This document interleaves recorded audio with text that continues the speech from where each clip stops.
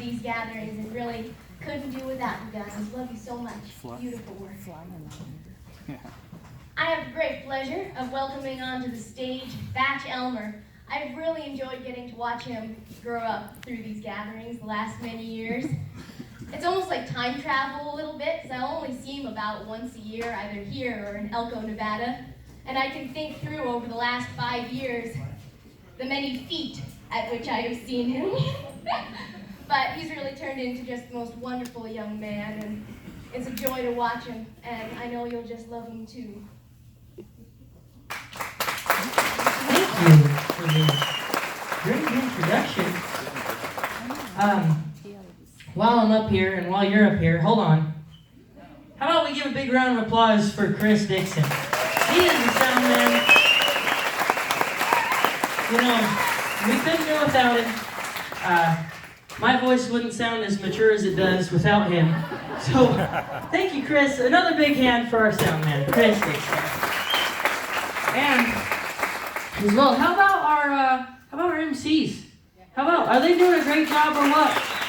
It's a pleasure to work with them, and I'm so glad to see them when I do.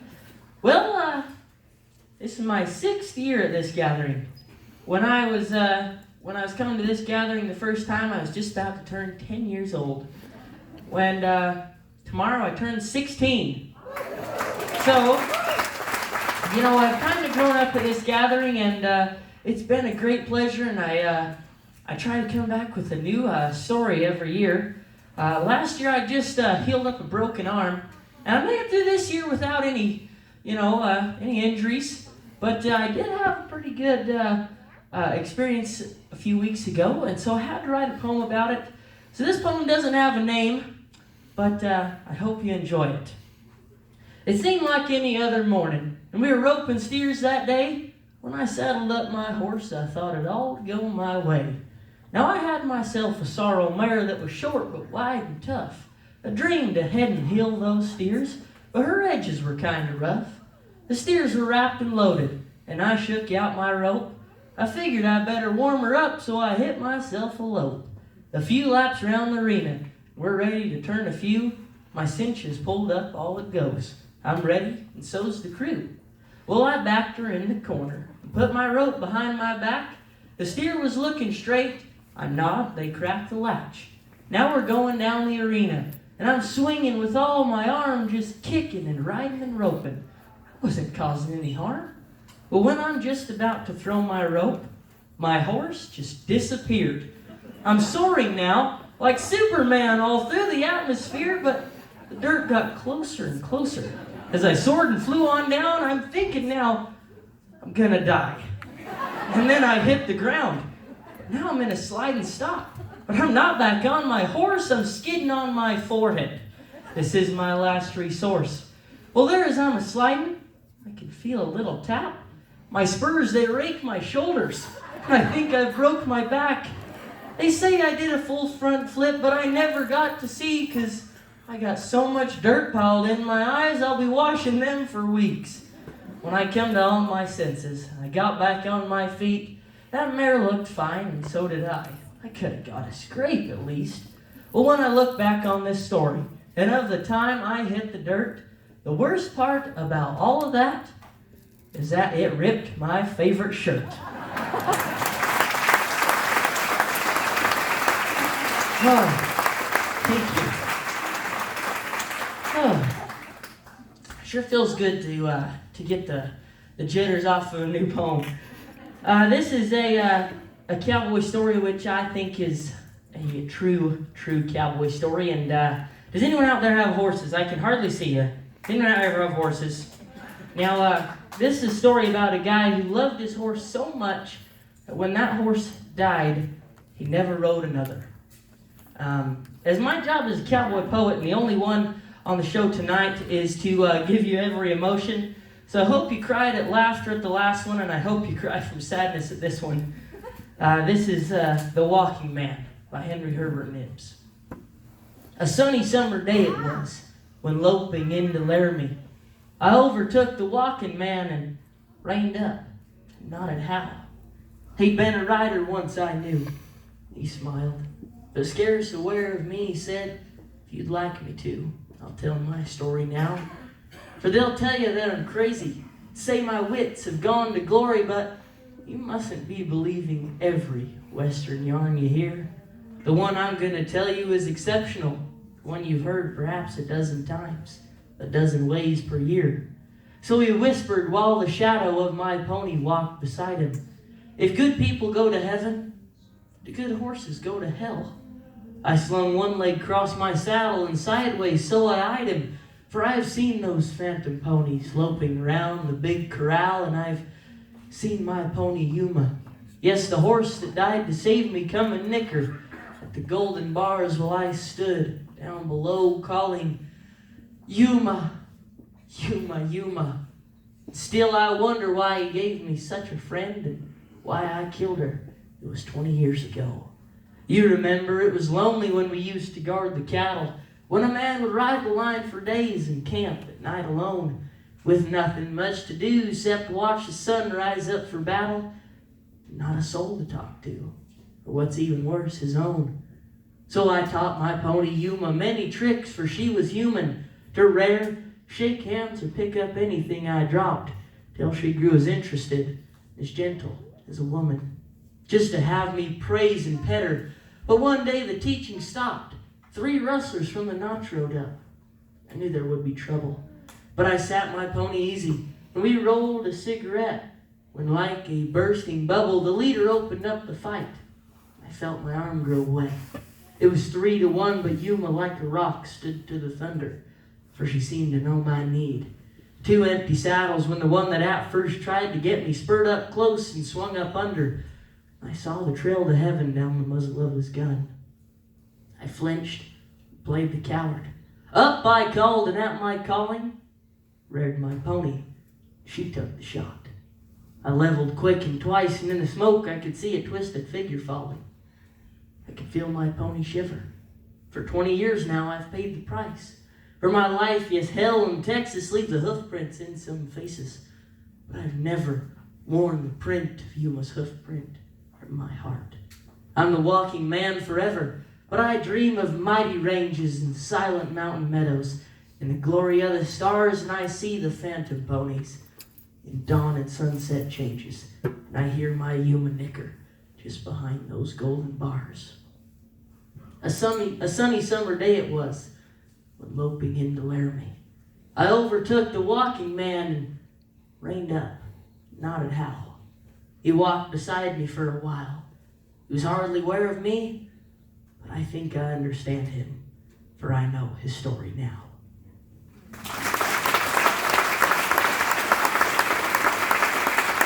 Thank you. Oh, thank you. I appreciate it. Are there any cowboys in the audience? Working cowboys? He's raising his hand. Well, cowboys love to trade, and mainly because they don't make enough money to buy anything they want. So cowboys love to trade, and when they get to trading, kind of get sticky.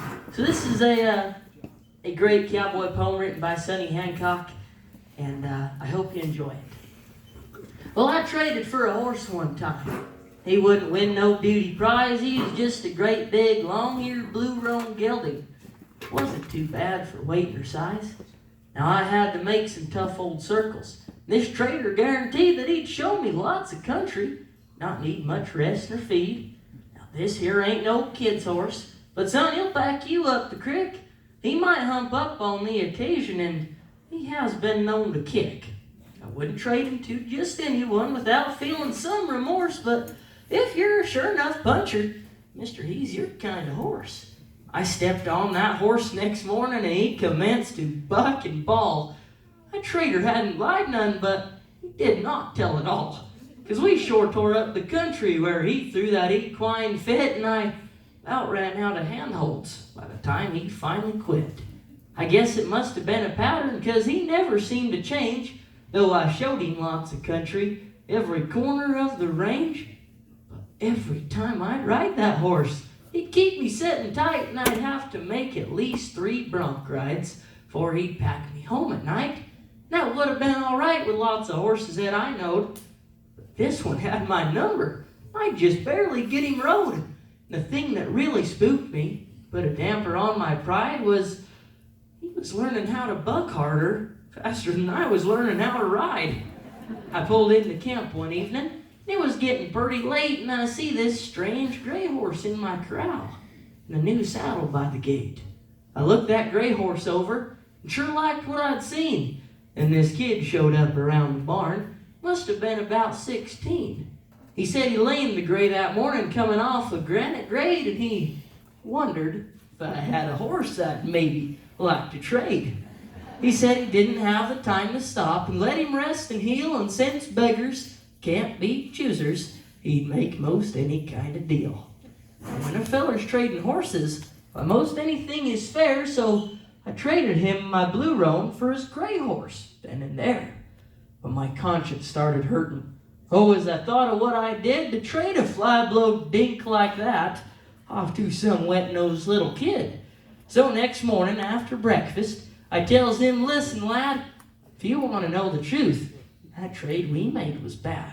See, that blue horse, he's a tough one. As bad as anyone you'll see. He'll kick you, strike you, stampede. He's one sorry S.O.B. It's all I can do to ride him, and son, to tell it to you straight, I think you'll be awful lucky just to ride him past the gate. He said, well, sir, I told you last night I'd make most any kind of trade, and I do appreciate you telling me what a bad mistake I made. But see, my old daddy told me when you're trading, no matter how you feel, even if you take a whipping, that a deal is still a deal. I traded for him fair and square, and damned his blue roan hide. When I pull out this morning, that's the horse I'm gonna ride. Well, I watched him cinch his saddle up, and he pulled his hat way down and stepped up in the saddle like a gent that's bound for town. Stuck both spurs in the shoulders, got that blue roan hair a-flying, put his head straight back and screamed like a hungry mountain lion.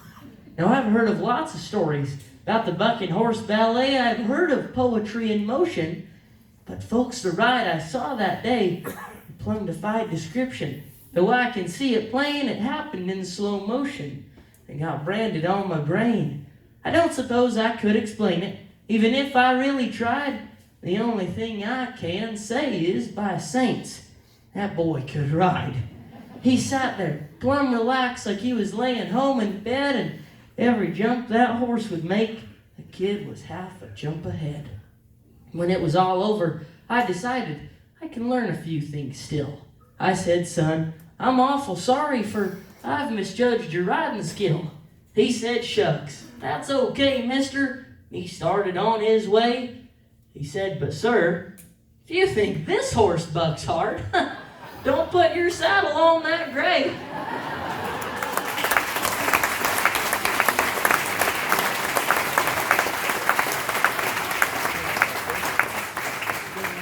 How much time do I have over there?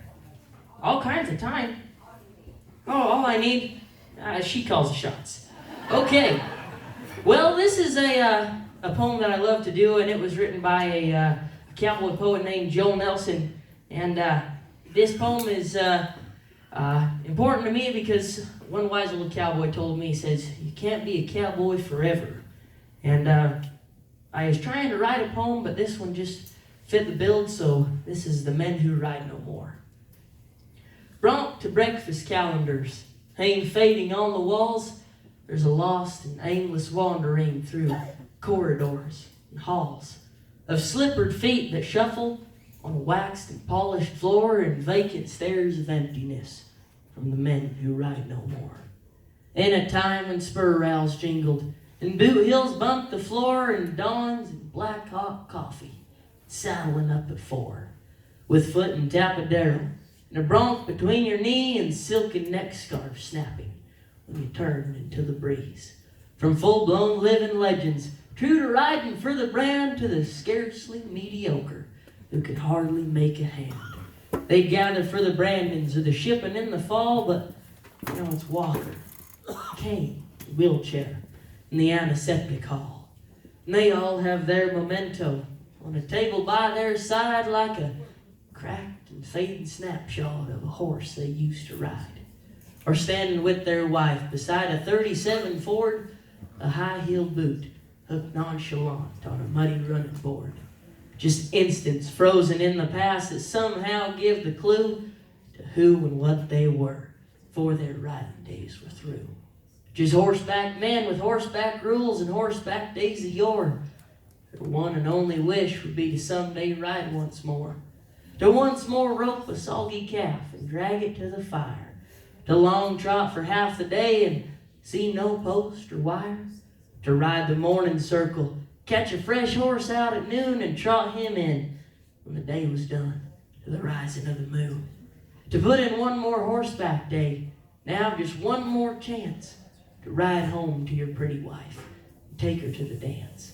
To take her hand and hold it close, waltz her across the floor before your time to join the ranks with men who ride no more.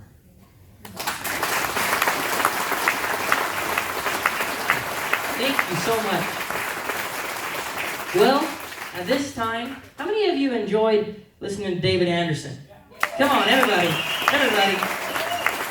Well, he just so happens to help me out from time to time. So let's bring up David Anderson. He's going to help me with this last poem today. Now, Chris, did you set this mic?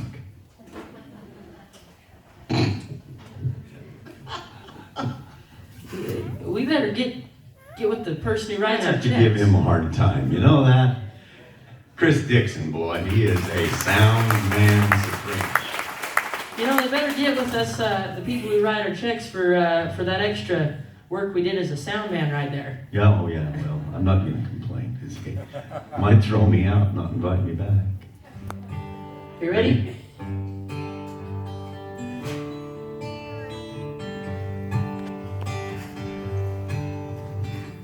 An old cowman lay on his bed dying. For his last request, the boys all gathered round. He said, when I ride out to my last sunset, please don't let 'em put me down in town. Traced in the flicker of greasewood fire, the cowboy kid saw his heart's desire.